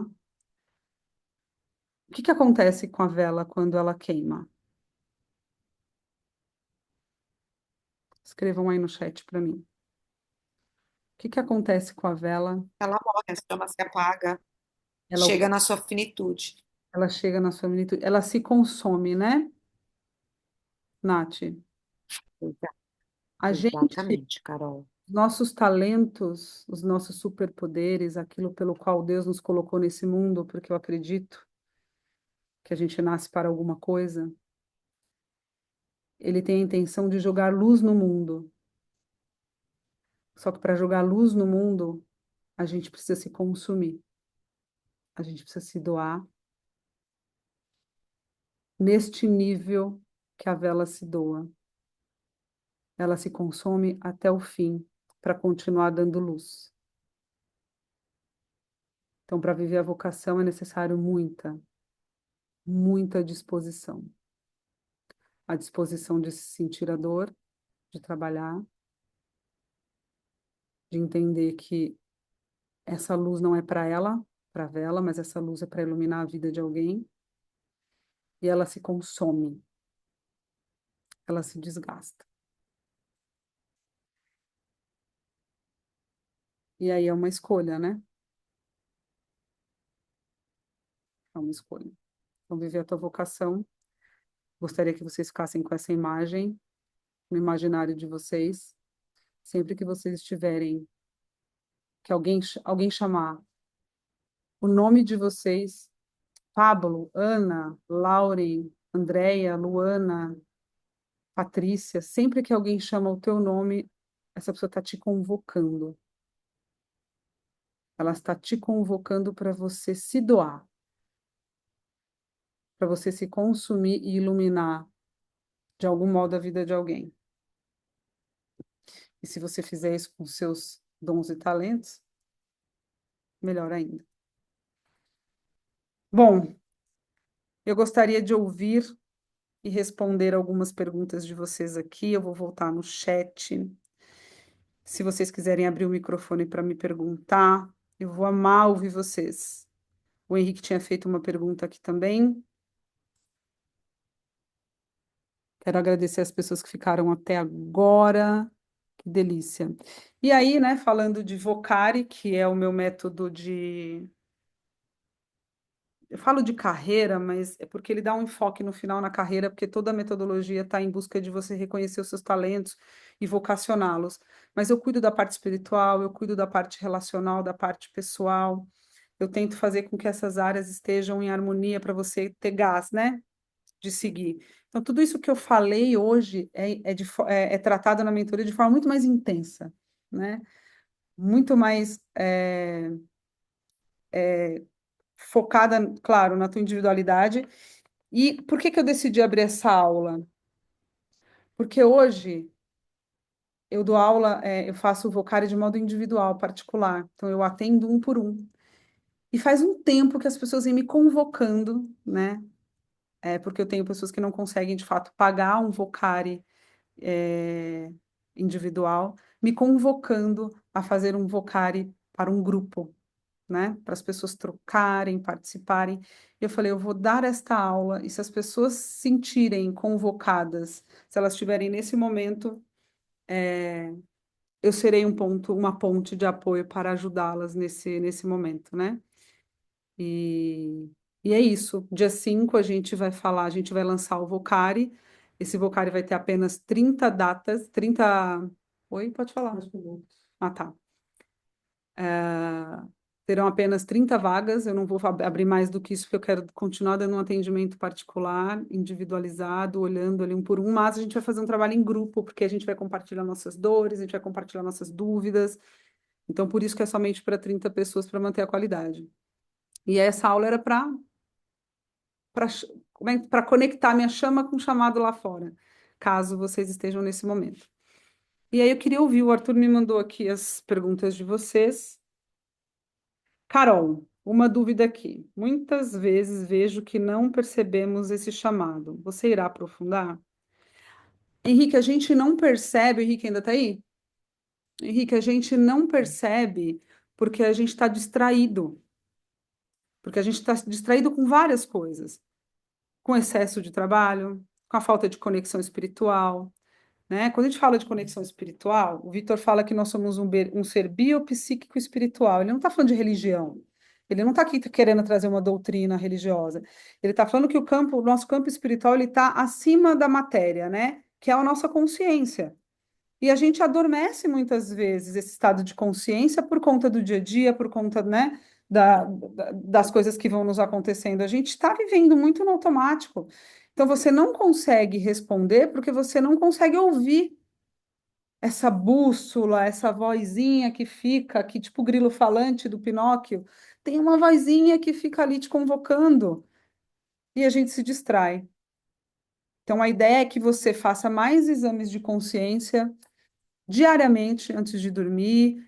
Tenha lá 10, 15 minutos do seu dia. Tem um exercício que eu passo na mentoria, que são exercícios atencionais de fluxo e refluxo, né? E a gente vai entendendo o que o chamado está me dizendo, né? Para onde essa seta está querendo ir? Pensa na seta e no alvo, nessas coisas que se encontram. Carol, por gentileza, inicialmente você trouxe a falta de investimento na espiritualidade. Qual seria a conexão da espiritualidade com a logoterapia? Acabei de falar, é isso aí. O Vitor diz que, em última instância, a nossa realização acontece no campo espiritual, no campo da nossa autotranscendência, né? Você precisa do corpo, você precisa da mente, da psique, senão você não. Só que é uma engrenagem para fazer as coisas, né? Caminhar. Eu não consigo ajudar as pessoas sem meu corpo, sem ele estar presente aqui, né? O meu corpo, ele trabalha o estado de presença. E eu não consigo ajudar também se eu não tiver com a minha mente boa, meu psique ajustado, né? Se eu não tiver com a minha intelectualidade ali em dia para poder ajudar, estudar. Sobretudo, o que te impulsiona é a tua consciência. É quando você busca sentido nisso. Por isso que ele traz a espiritualidade como sendo o suprassumo, a ponta da pirâmide, tá? Tem mais perguntas aí? A da Lorena aqui, nessa a última do chat. A última, eu quero olhar uma que elas jogaram no grupo. Você não estava ontem, né? Não tenho clareza sobre a minha vocação. Inclusive, já questionei a Deus. Para que o Senhor me pôs aqui nessa terra? Olha que legal, Lorena. Já me perguntaram, Carol, todo mundo tem vocação? Tem, todo mundo tem vocação. Mas tem pessoas que são aquelas pessoas que estão disponíveis para o que o mundo precisa. Ou seja, elas não têm muito clara ainda um talento muito dominante. Então, elas são pessoas que, sabe, tipo, pau para toda obra? Onde você coloca, ela está disposta a ajudar. Então, ela tem uma vocação de disposição no espírito para ajudar as pessoas. E ela não se importa muito o que é, desde que ela seja convocada. Então, elas, por exemplo, se a gente achar que vocação é sempre trabalhar em coisas que são muito ah, bem reconhecidas, a gente não teria pessoas vocacionadas a trabalhar com limpeza, lixeiro de rua, caixa de super... Trabalhos mais simples. Essas pessoas são vocacionadas a isso, né? Só que muitas vezes elas não sabem o que é vocação, elas estão ali por uma necessidade de pagar as contas. Ontem no grupo, acho que foi a Ana que compartilhou, eu vou voltar aqui. Eu vou, inclusive, enquanto eu vou discutindo com vocês aqui, o pessoal aqui está pedindo para eu projetar enquanto a gente vai conversando e papeando, só para eu não esquecer antes de vocês saírem, o que vocês acharam da aula, tá? Eu vou deixar esse QR Code aqui para vocês irem respondendo, por favor, enquanto a gente conversa. Então, é muito importante para mim saber o que vocês acharam, se vocês gostaram, se tem algum ponto de melhoria, tá? Deixa eu buscar aqui a Ana, porque a Ana trouxe uma coisa bem interessante ontem. Tô aqui, Carol. Pois é, Ana, volta aqui, Carol. Eu olho para a carreira, você falou que trabalhava com TI, né? Uhum, exato. Ao invés de eu ler, fala um pouquinho. Então, Carol, prazer estar aqui. Adorei sua aula. Só não consigo ligar a câmera agora porque tá escuro, meu filho tá aqui Não tem brincando, problema. mas vamos lá. Engraçado, eu achei que essa aula foi muito pertinente e foi um chamado de Deus estar aqui mesmo. Eu trabalho com TI, hoje eu tenho 34 anos, tenho um filho pequeno de 5 anos. Eu trabalho com TI desde que me formei, desde 2015.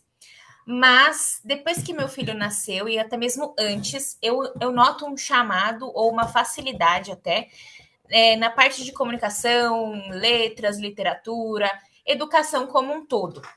Hoje meu filho está na escola, mas eu estou alfabetizando ele pelo método fônico, fazendo leitura em voz alta e fazendo muita mexendo muito com literatura. Eu fiz recentemente uma pós em educação clássica, que foi na verdade, para ver se eu me encaixava de fato na parte de educação. E esse chamado tem ficado cada vez mais forte, né? Gosto muito disso.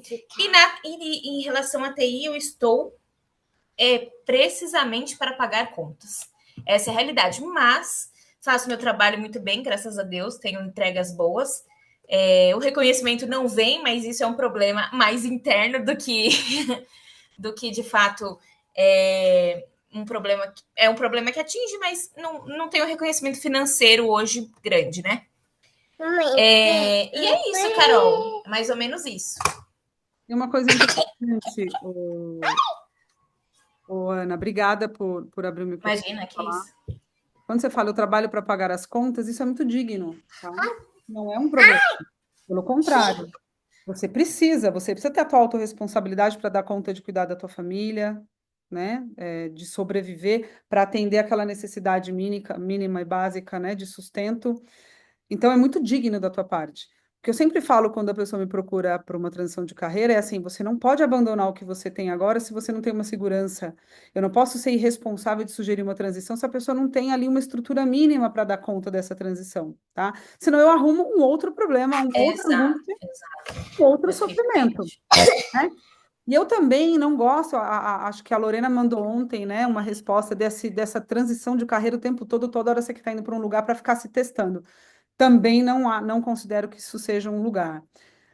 Quando a gente faz o mapeamento dos seus talentos, e você já está num caminho muito bom de ter identificado isso, é, essa transição ela é feita de modo que você sinta menos impacto, com a consciência de que, se você está indo para uma área nova, é difícil você querer ganhar a mesma coisa que você ganha no trabalho que você está hoje. Então, é importante pensar nisso. Eu preciso Exato. me preparar financeiramente, aceitar o sacrifício de dar um downgrade, descer na escada aí, para poder fazer essa transição. Primeiro ponto, prudência, né? Uma grande virtude. Eu não posso tomar essa decisão, Ainda mais com filho, né? É verdade. ainda mais com filho. Perfeito. Tem uma coisa interessante no que você falou. Eu tive uma mentorada que ela era doula, parteira. Eu não tenho dúvida nenhuma, assim, que ela nasceu e ela tem um dom absoluto para ser parteira.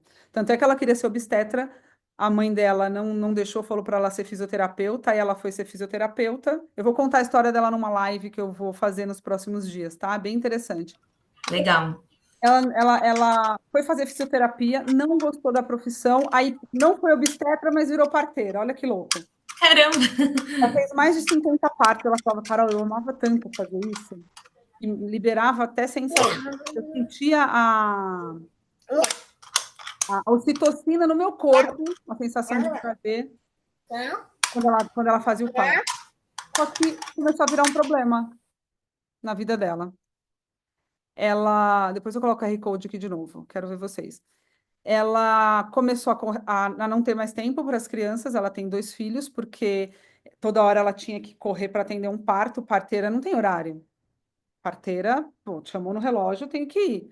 Segurança, porque ela tinha que sair de madrugada para atender uma grávida. A doula não ganha muito bem, então ela começou a ter problemas financeiros. Ela falou, Carol, eu amo isso, mas eu estou em sofrimento. Entenda que com ela aconteceu um movimento contrário. E aí a gente foi fazer Nossa, realmente. Muito interessante. Aí com ela eu tive que fazer um trabalho, foi um movimento muito desafiador para mim. Eu falei, o nome dela é Aline. Aline, a gente vai ter que fazer o seguinte: qual outra coisa a gente vai ter que descobrir que você faz tão bem quanto, não é? Você se realizaria e apaixonaria isso. E E aí, que não impacte o familiar, né? exato. Porque a descoberta do talento, a gente não faz só com você, a gente faz com a tua rede de apoio, com teus amigos, eu faço uma pesquisa externa, tem todo um trabalho, não é? E aí nós descobrimos que ela era uma exímia educadora. Ela ensinava os filhos, ela dava palestra na escola dos filhos, e ela ama um estilo de pedagogia Waldorf, né? Que é um estilo lá. E Ah, conheço. ela falou, Carol, pode ser que seja uma possibilidade, mas ela nem vislumbrava isso, porque ela não gostava da fisioterapia. Aí ela começou a estudar, aí eu fiz todo um trabalho de direcionar isso para o mercado, né? Como que a gente construir esse movimento. E aí ela hoje está, assim, apaixonada pelo trabalho, consegue ter tempo para a família, consegue ajudar as Que pessoas, bacana. extremamente dedicada à educação. Desde a Muito transição, bom. não conseguia ser doula. Só tem um. A, Só tem uma, mamãe. entendeu? Então, qual que é a minha sugestão para você? Faça com calma, eu acho que você está no caminho certo, né? E agora Tá bom. vai cultivando reservando, né, essa energia financeira, Aham. energia no teu trabalho. Tem abril, tem Certo. justiça, mantenha um trabalho virtuoso de onde você está e não Tá dependa do bom. reconhecimento para se realizar. Reconhecimento é algo que depende das pessoas. E se a gente Uhum. jogar a nossa felicidade na mão dos outros, a gente não vai se realizar. É Boécio, verdade. esse livro aqui, ó, Consolação Uhum. da Filosofia. Boécio. Tá. O Boécio, ele foi responsável por trazer tudo o que a gente conhece de Aristóteles hoje, e ele foi Uhum. preso na época, e ele escreveu esse livro dentro da prisão. Mamãe, ela Teve uma não. conversa dele com a filosofia, né? Ele tem uma conversa com a fortuna, e aí ele fala da ilusão que é a gente colocar a nossa felicidade dentro das honras, do dinheiro, das glórias. Isso faz parte de um processo, né? Essa necessidade, essa carência que a gente tem de ser reconhecida. Mas quando você coloca a base da tua felicidade nisso, a chance de você fracassar é gigante. Quando você coloca a tua felicidade dentro de um eu ideal, entendendo que a vocação está em responder, né? Em queimar tudo que você Se é, consumir. dar luz, se consumir para dar luz, ninguém pode te impedir de fazer isso. Ninguém, ninguém, Muito bom. Muito bom. ninguém. Adorei, Carol. Nossa, a sua aula foi sensacional. Acho que você foi muito competente na sua aula, na sua explanação. Gostei muito, muito, muito. E eu vou sair dessa aula com um presente que é perseverar realmente no que eu acredito, nesse chamado, nessa vozinha que você comentou na aula. Gostei demais. Muito obrigada pelo apoio, inclusive. Obrigada, Ana, obrigada por estar aqui pelo seu tempo, pela disposição, tá bem? Bom, deixa eu ler aqui mais uns comentários, a gente vai finalizando. Estamos indo para 2 horas de aula, que delícia. Postinho de amigos ainda aqui presentes. Débora também estará comigo numa live, que também é minha mentorada ainda, né? A gente tem as nossas sessões de manutenção, fez uma transição de carreira lindíssima. Estará numa live comigo para contar a história. Carol, deixa eu aproveitar então. Eu fiquei um tempo refletindo sobre a vela e olhando que você falou que a vela, na medida que você vai exercendo a tua vocação, você vai se consumindo. E olhando para isso, nessa mesma medida que você vai se consumindo, você vai criando uma base forte. E essa base forte que você vai criando, você vai conseguindo estabilizar novas velas. E é isso que eu sinto com a mentoria. Eu sinto que, ao mesmo tempo, eu tive contigo, pessoas também se aproximam de mim olhando para essa parte, sabe? Então, fiquei refletindo um pouco sobre isso, assim, você vai se consumindo, mas a tua base ela vai ficando cada vez mais forte. Que legal, Débora. Olha só, conseguiu trazer até algo para além, né? Porque ela queima e ela vai virando um alicerce, né? Para você sustentar, Isso aí. sendo. E é interessante porque o processo de viver a vocação, ela traz essa força no teu espírito, né? Ela traz esse desejo de querer mais, esse desejo de não parar. Quando a gente está vocacionado, a gente não quer parar. A Tati está aqui, eu estava falando com a Tati essa semana, né? A Tati é catequista e ela estava dando catequese para uma pessoa só. Tá me ouvindo, né, Tati? E aí eu estava lembrando com ela, falei, nossa, quantas pessoas será que vai ter na aula, né? Será que a aula vai ter Estou bastante te ouvindo. pai e tal? E aí lembrei São João Maria Vianney, que ele é um santo, mas foi um padre, né? E ele passava pela sacristia assim e via uma pessoa só rezando ali. E aí ele olhava para aquela pessoa e falava, não era hora de missa ainda, né? As missas têm os seus horários para acontecer, mas ele olhava aquela pessoa ali, sentada ali na igreja, ele falava, tem uma pessoa na igreja, uma. Esta pessoa é a minha vocação, né? Eu ouvi isso numa live do Diego Reis e me emocionou muito. Esta pessoa é a minha vocação. E aí ele ia lá e começava a fazer uma missa só para aquela pessoa, né? Então, se a gente tiver que se consumir, que a gente se consuma, nem que seja para uma pessoa, a gente vai estar exercendo a nossa vocação. É isso, gente. Tati, querida, que bom ter você. Maravilhosa. Maravilhosa. E é isso, né, Ana? E eu tenho certeza que é esse o grande diferencial do seu trabalho. Que para você é o um a um, o acompanhar de perto, o entender, mergulhar, para realmente fazer acender essa luz nas pessoas. E esse é o grande diferencial do seu trabalho. É para isso que você vive justamente e vem se aperfeiçoando, buscando tanto ter esse olhar em várias esferas, em várias dimensões, para que você ajude de fato as pessoas a encontrar a sua luz e acender a luz dos outros, né? Como as pessoas estão dizendo. Então, você também estar no lugar certo vai ajudar muitas pessoas. Eu tenho muito orgulho do caminho que você está trilhando e ele é um caminho certo. Com certeza Deus te fez para isso, amiga.